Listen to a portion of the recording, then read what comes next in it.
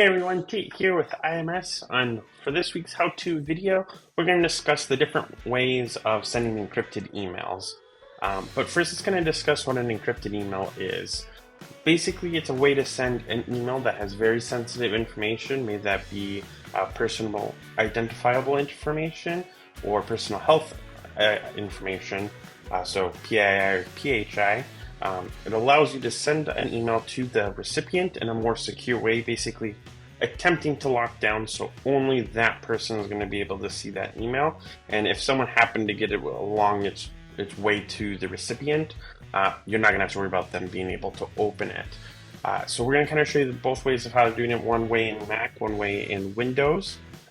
This allows you to be HIPAA compliant if you are forced to send those different informations through email. Hopefully there is a better way for you to do that, and I always recommend to contact your IT provider on the best way that they suggest you send that sort of information. If you don't have an IT provider, always feel free to reach out to us and we can see what we can do for you and see what that best path would be so you can send that information securely.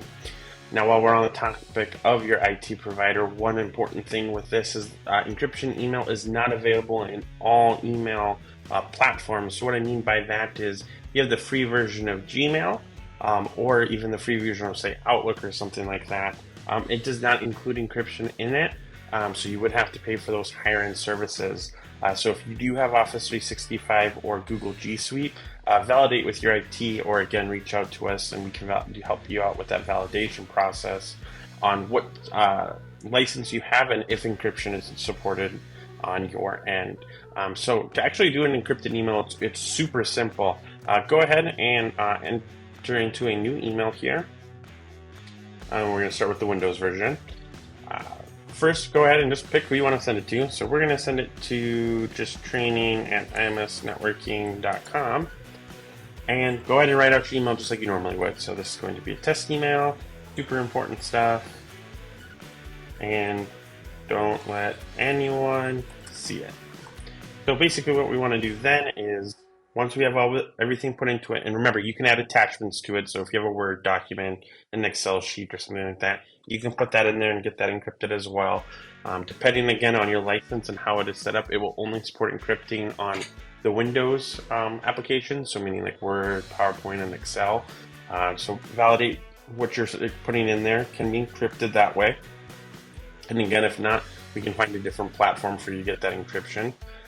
In order to then fully get the system going here for us. Hold on, I'm just going to let that kind of ride out. All right, there we go.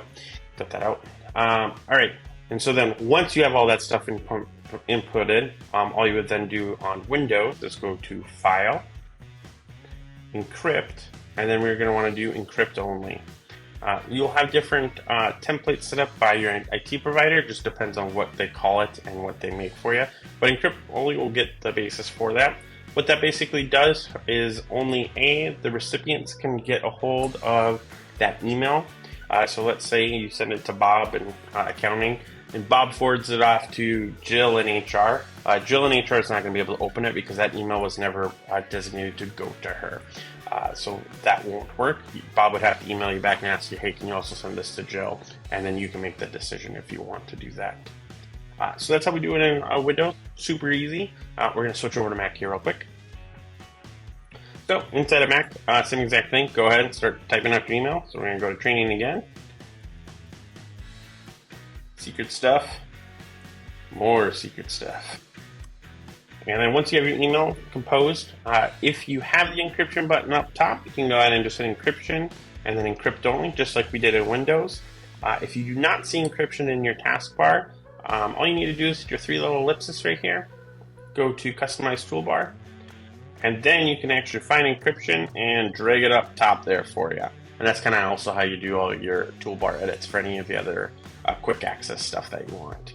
Once you have that up there, go ahead and hit done, and then hit encrypt. And again, you'll get that message saying, hey, that cannot be forwarded, printed, or copied the contents of this message, unless you are the recipient. But you cannot remove that permission, and only you have full right of the actual email. So what does this look like for when the recipient gets it? So we'll actually hop in here. I sent one to a Google account here real quick. Give me 1 second. And so here we got that super important secret stuff. When the recipient opens up the email, you're going to get a message that kind of looks like this. So be very careful here. A lot of phishing email attempts do try to look like this. So again, a really important tip here is always follow your gut. If you're not expecting an encrypted email from someone, just do the simple thing and give that person a phone call and say, hey, should I be expecting this from you? They say, yes, I did send it to you, then it's most likely safe. But again, always double check like your headers, meaning, hey, this might say it's from Tate, but make sure it's actual email address.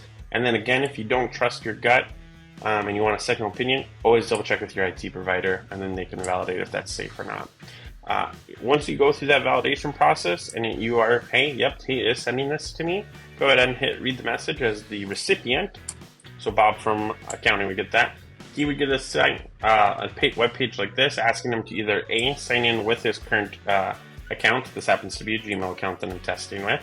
Or you can use the one-time passcode, which is what my personal favorite is, because then you don't normally have to enter any credentials.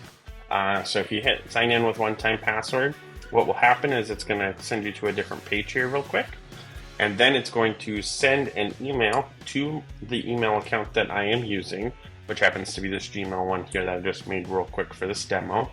And then once we get that, here it is, and there's my code. We can go ahead and just copy, put that inside there, and we can hit continue. So no credentials will having to be put through, and then we're going to be able to read the contents of this email. So here we go, let it load up. Alright, and after a little bit of time there, it goes ahead and opens it up. You can see, yep, this came from Tate, super important secret stuff. How are you doing today?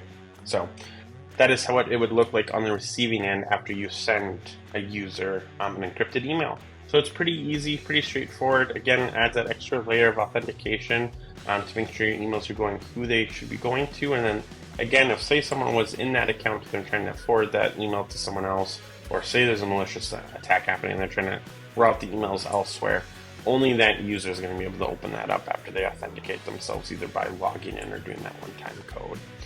So again, adds that extra layer of protection on there when you need to send that really important email with some confidential information on there.